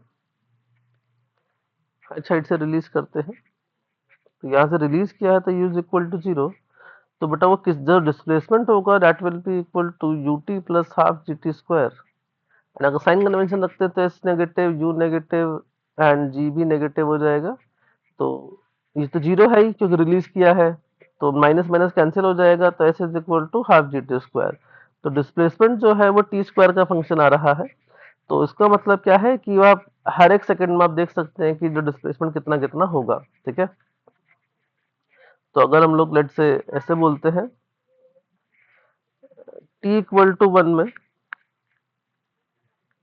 टी इक्वल टू वन में कितना डिस्टेंस कवर करेगा, that is half into G into one का स्क्वायर, यानी कि कितना, दैट इज 10/2, तो दैट इज 5 मीटर।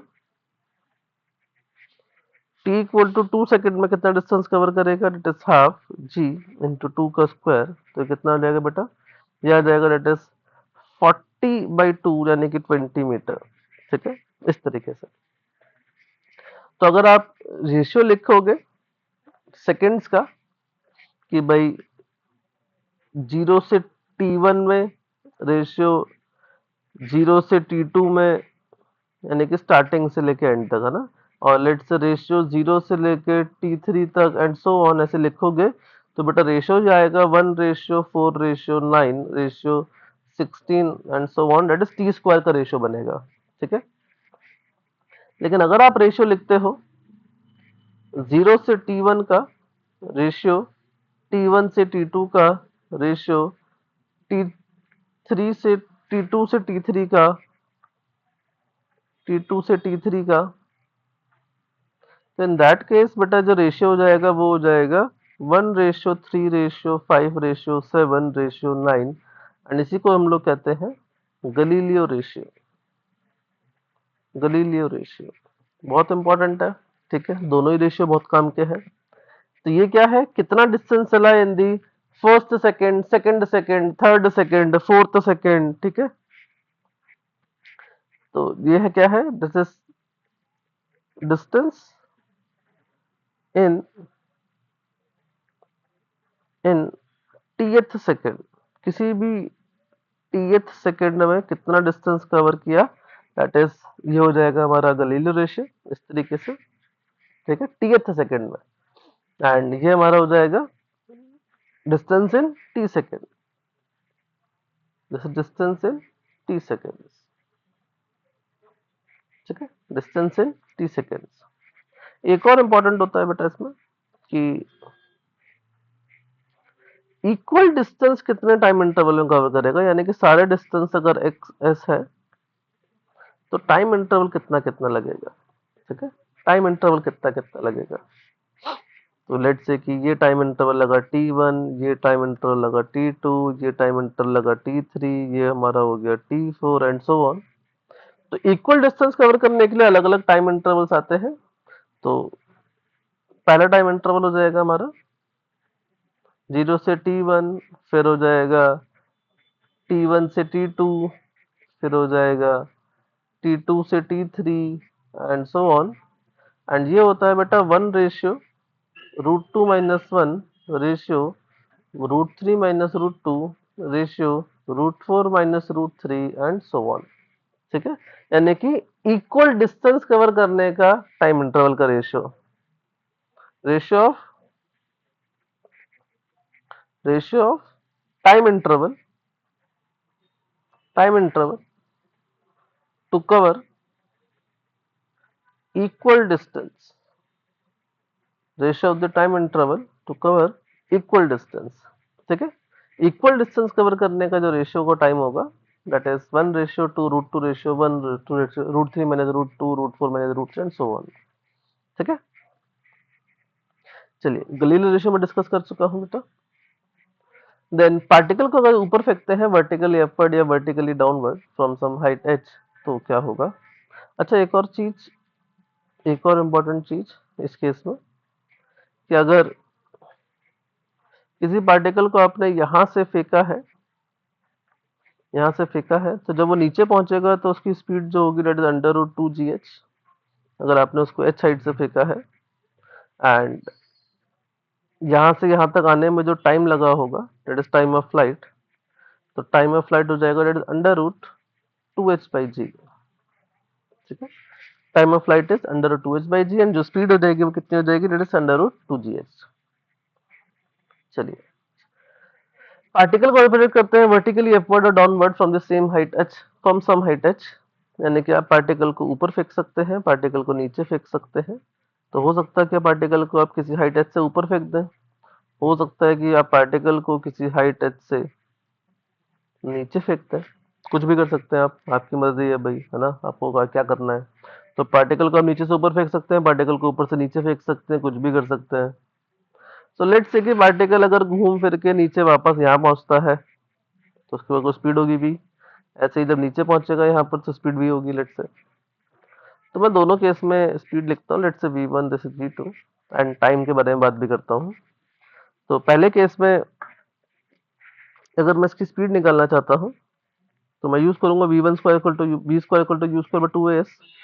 तो फाइनल वेलोसिटी जो है वो नीचे की तरफ है, तो यानी कि v1 का स्क्वायर नेगेटिव, इनिशियल वेलोसिटी जो ऊपर की तरफ थी तो वो पॉजिटिव हो जाएगी प्लस ट्वाइस।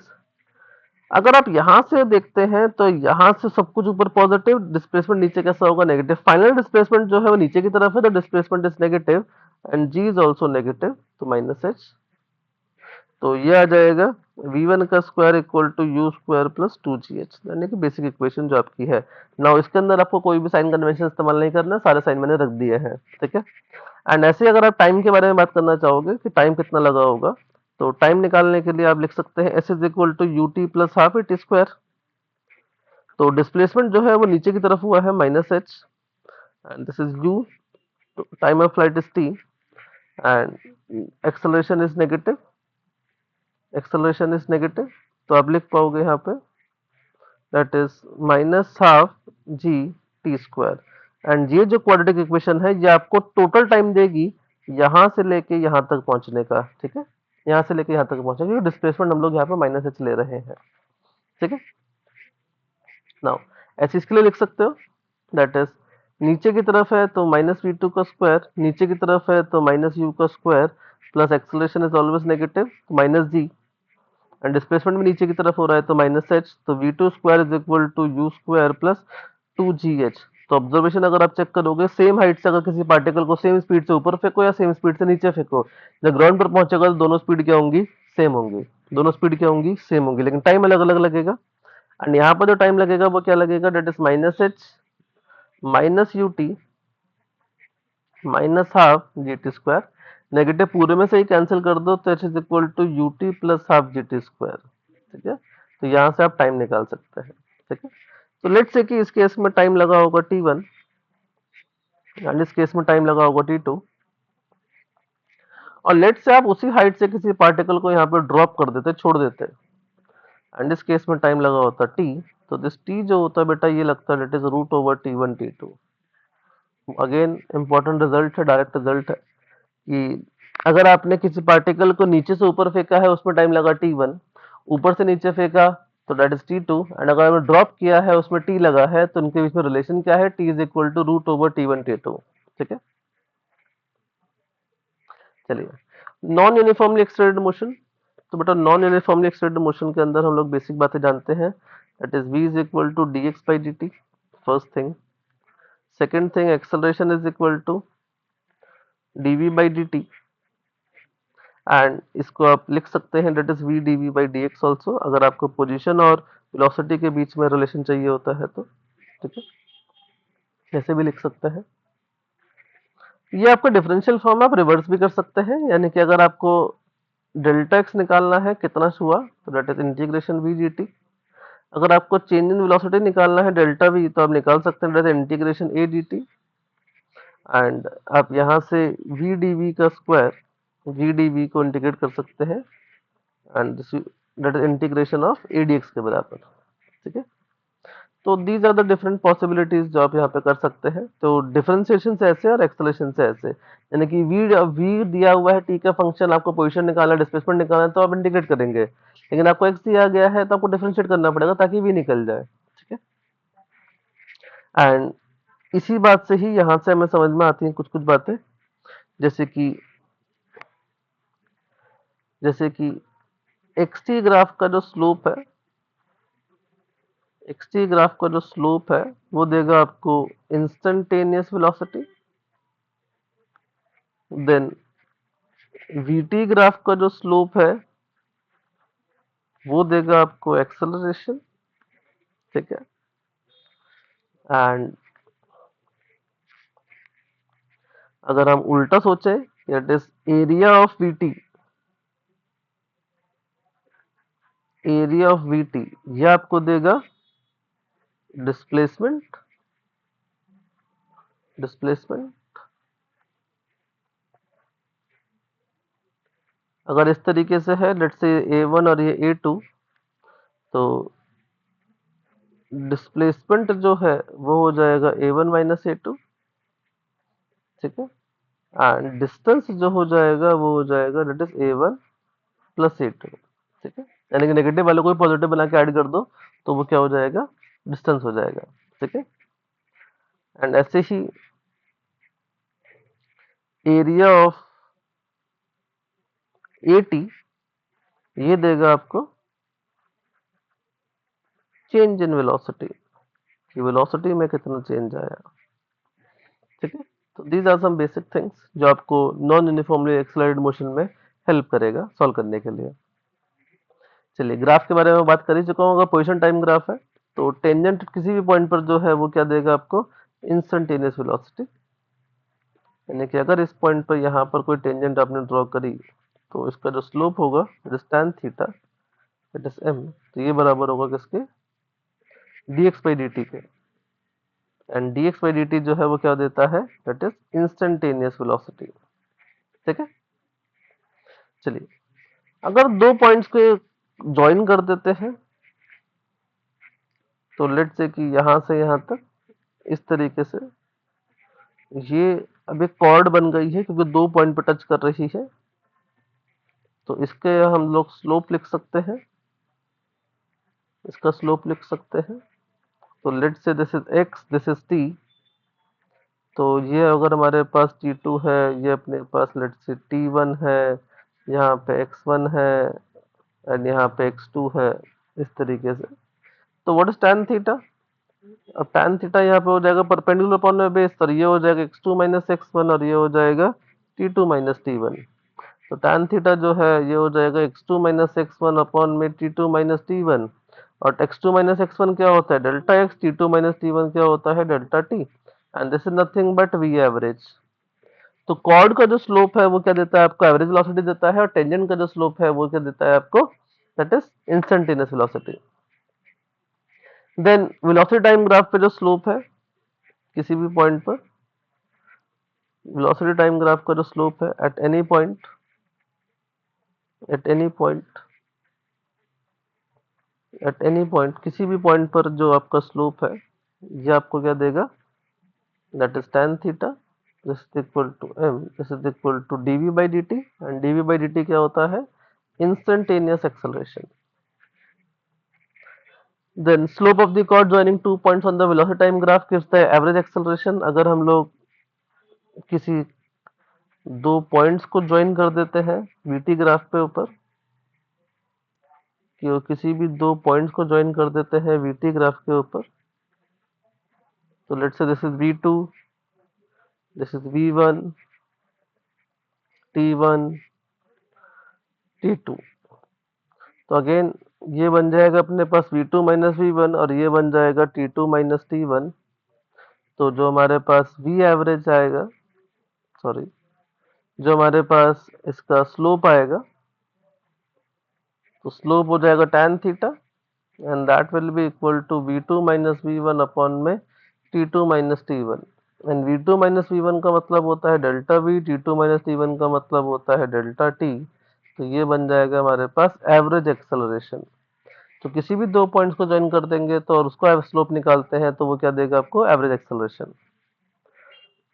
अगर हमारे पास लेट्स से कि कोई ऐसा कर्व है, this is the acceleration time graph, अगर ऐसा है तो इसका जो एरिया होगा, this will give you change in velocity, that is v minus u, final minus initial. And ऐसे ही अगर हमारे पास स्पीड टाइम ग्राफ है, some speed time graph is given and इसका जो एरिया होगा that will give you distance. क्या स्पीड टाइम ग्राफ कभी नेगेटिव हो पाएगा? Answer is no. Speed time graph can not be below time axis, वो time axis के नीचे नहीं हो पाएगा। Area under the velocity time graph gives the displacement. Now velocity can be negative, कुछ भी हो सकता है। तो लेट्स से ये a1 ये a2। अब a1 a2 सब कंफ्यूज हो जाते हैं कि सर इसने यहाँ पर भी साइन लगा दिया, वहां पर भी साइन लगा दिया। तो एक मिनट मैं आपको समझा देता हूँ कि लेट्स से कि इसका एरिया जो आता है वो 10 आता है, इसका एरिया जो आता है 5 आता है, ठीक है। अब आप यहाँ पर अगर साइन कन्वेंशन लगा दोगे तो -5 आ रहा होगा। फिर अगर -5 आएगा तो 10 -5 डायरेक्टली ऐड कर देना है, और अगर आप साइन कन्वेंशन नहीं ले रहे हैं तो आपको माइनस करना है। तो इसका जो आंसर हो जाएगा डिस्प्लेसमेंट का, that is 10 minus 5, that is 5। और डिस्प्लेसमेंट डिस्टेंस का आंसर क्या हो जाएगा, that is 10 plus 5, that is 15। Simple, ठीक है। चलिए, तो और छोटी छोटी बातें जैसे कि अगर वेलोसिटी पोजीशन ग्राफ दिया गया है तो एक्सेलरेशन कैसे निकाला जा सकता है कि अगर आपके पास लेट्स से कोई वेलोसिटी पोजीशन ग्राफ दिया गया है vx and let's say this is v naught, this is x not. तो अगर आप dv बाई dx लिखोगे, इसका स्लोप लिखोगे, तो that will be minus v naught by x naught, है ना, tan थीटा के अकॉर्डिंग। अगर ये थीटा है, नेगेटिव स्लोप है, तो tan theta is perpendicular upon में बेस, यानी कि v naught by x naught with negative sign. And acceleration जो होता है that is v dv by dx। तो आप पहले v की इक्वेशन लिखेंगे एंड देन उसको dv बाई dx से मल्टीप्लाई कर देंगे। तो यहाँ पे जो v की इक्वेशन हो जाएगी वो क्या हो जाएगी, using the equation y is equal to mx plus c. तो y पर तो v है, x पे कौन है, x ही है। स्लोप कितना है, minus v naught by x naught, and intercept कितना है, v naught. This is the value of v। तो एक्सेलरेशन जो है वो क्या हो जाएगा, that is minus v naught by x naught into x plus v naught into में d v by d x, यानी कि minus v naught by x naught. तो यह आ जाएगा v naught by x naught का square into x minus v not square by x naught. This is the acceleration, ठीक है। This is the acceleration. Position time graph can not be symmetric about the time axis, कभी भी symmetric नहीं हो सकता time axis के about. ऐसा graph नहीं बन सकता है लाइक दिस, इस तरीके का ग्राफ नहीं बन सकता है, ठीक है। यानी कि एक ही टाइम पे दो पोजीशंस पॉसिबल नहीं है, ठीक है। The distance time graph is always an increasing curve for a moving body. Distance time graph कभी ऐसा नहीं हो सकता है, this can not B distance time graph, क्योंकि डिस्टेंस हमेशा क्या करता है, बढ़ता है। This is not possible, this is possible. Displacement time graph does not show the trajectory of the particle. उसको ट्रैजेक्टरी कैसी है उससे मतलब नहीं है, वो ये नहीं बताता कि पाथ कैसा है, पाथ नहीं बताता है, वो क्या बताता है, डिस्प्लेसमेंट बताता है बस, ठीक है। चलिए, यूनिफॉर्म मोशन ग्राफ कैसे बनेगा। यूनिफॉर्म मोशन, भाई अगर यूनिफॉर्म मोशन है तो एक्सेलरेशन जीरो, यानी x is equal to v t, तो ग्राफ कैसे बनेगा, स्ट्रेट लाइन। एक्सटी ग्राफ कैसे बनेगा, स्ट्रेट लाइन। अगर हमारे पास वीटी ग्राफ है तो कांस्टेंट वेलोसिटी हो जाएगी, तो पॉजिटिव वेलोसिटी है कांस्टेंट में, तो इस तरीके से आ जाएगी, this is the VT graph. And अगर a t graph acceleration is zero, तो एक्सेलरेशन जीरो, तो ग्राफ कहाँ पे बनेगा, ऑन दी टाइम एक्सेस। तो टाइम एक्सेस पे ग्राफ ऐसे बनता है, ठीक है, क्योंकि acceleration is zero. Then uniformly accelerated motion, uniformly accelerated motion में ग्राफ हमारे पास जो इक्वेशन है that is v is equal to u plus a t. Second is s is equal to ut plus half at square, and the third is b square equal to u square plus 2as। तो इनका equation बनाना है, graph बनाना है। तो अगर x t graph बनाएंगे तो graph कैसा बनेगा, एक्स टी ग्राफ, तो x final minus x initial, this is equal to ut plus half A T square. तो आप यहाँ से देख सकते हैं कि that is x is equal to x initial plus ut plus half A T square. तो एक्स और टी का ग्राफ कैसा बनना चाहिए, पैराबोला बनना चाहिए। एंड अगर पैराबोला बनना चाहिए तो दो पॉसिबिलिटीज हैं लाइक दिस, दो पॉसिबिलिटीज हैं लाइक दिस और लाइक दिस, नीचे की तरफ इस तरीके से, डिपेंडिंग कि भाई टी जो है वो पॉजिटिव है कि नेगेटिव है। ठीक है, टी जो है कि पॉजिटिव है कि नेगेटिव है, ऐसे डिपेंडिंग कि टी जो है पॉजिटिव है कि नेगेटिव है, एक्स यू पॉजिटिव है कि नेगेटिव है। तो u initial is non zero, acceleration is negative, and यहाँ पे u जो है, u के बारे में कोई बात नहीं कर रहा, क्योंकि u के बारे में बात करने का मतलब है दो ग्राफ बताना। जैसे कि अभी u के बारे में कोई बात नहीं करते हैं, अभी एक्सेलरेशन के बारे में बात करते हैं, एक्सेलरेशन इज पॉजिटिव। अब u बेसिकली अगर आप देखोगे तो dx बाई dt का स्लोप जो होता है वो बताता है आपका वेलोसिटी। तो अगर आप यहाँ पे स्लोप देखोगे तो मैंने इसको जीरो से स्टार्ट किया गया है, तो यहाँ पर u जीरो है। लेकिन अगर आप u जीरो नहीं करना चाहते हैं तो आपको इसको थोड़ा टेढ़ा बनाना चाहिए लाइक दिस, ताकि इसका स्लोप जो है यहाँ पर जीरो हो जाए, नॉन जीरो हो जाए। तो u is non zero, acceleration is positive, इस तरीके से। तो ये ग्राफ बनेगा xt का इन दैट केस। चलिए आगे बढ़ते हैं। vt ग्राफ कैसा बनेगा, that is v is equal to u plus at। Again दो चीज पॉसिबल है, हो सकता है कि एक्सेलरेशन पॉजिटिव हो एंड हो सकता है कि एक्सेलरेशन नेगेटिव हो, तो इस तरीके से। एंड उन्हीं केस में मैंने u को नॉन जीरो रखा है। ठीक है, u is non zero positive, दोनों ही केस में मैंने u को नॉन जीरो पॉजिटिव रखा है। ठीक है, this is the case when acceleration is negative and velocity is positive. Eighty graph कैसा बनेगा, कांस्टेंट ग्राफ बनेगा। अगर एक्सेलरेशन पॉजिटिव है तो ऊपर बनेगा, एक्सेलरेशन नेगेटिव है तो कैसे बनेगा, नीचे बनेगा लाइक दिस। तो this is the time, this is the acceleration. तो एक्सेलरेशन अगर नेगेटिव है तो टाइम एक्सिस के नीचे, अगर एक्सेलरेशन पॉजिटिव है तो टाइम एक्सिस के ऊपर। ठीक है, then we have conversion of graph, एक ग्राफ से दूसरे ग्राफ में कन्वर्ट कर सकते हैं। तो इसके लिए बहुत सिंपल चीजें हैं, दो चीजें याद रखनी है सॉल्व करते वक्त, यानी कि slope of the given graph, slope of given graph क्या देता है ये आपको चेक करना है। एंड आपको दूसरी चीज चेक करनी है, area of the given graph. अगर आप इतनी बात अगर आपने देख ली तो इतनी बात से ही आपको कोई भी सवाल आप जो है क्या कर सकते हैं, कन्वर्ट कर सकते हैं। ठीक है, फॉर एग्जाम्पल, अगर मैं लेट से कि आपसे एक वीटी ग्राफ बनाता हूँ ऐसा, this is the VT graph, and मेरे से बोलता है कि भाई आप इसका बताओ कि एक्सटी ग्राफ, इसका एटी ग्राफ कैसा बनेगा। तो एटी ग्राफ के लिए मुझे देखना चाहिए कि भाई जो वीटी ग्राफ का स्लोप होता है वो देता है एक्सेलरेशन, एंड स्लोप पहले जो है इसका पॉजिटिव है, बाद में स्लोप जो है वो नेगेटिव है। यानी कि एक्सेलरेशन पहले पॉजिटिव था फिर बाद में नेगेटिव हुआ। तो लेट से कोई t1 टाइम होगा, तो एक्सेलरेशन पहले पॉजिटिव था एंड फिर इसके बाद क्या हो गया, नेगेटिव हो गया। लेकिन स्लोप है तो स्ट्रेट लाइन है तो कांस्टेंट है। तो एक्सेलरेशन पहले पॉजिटिव था, बाद में एक्सेलरेशन नेगेटिव हो गया।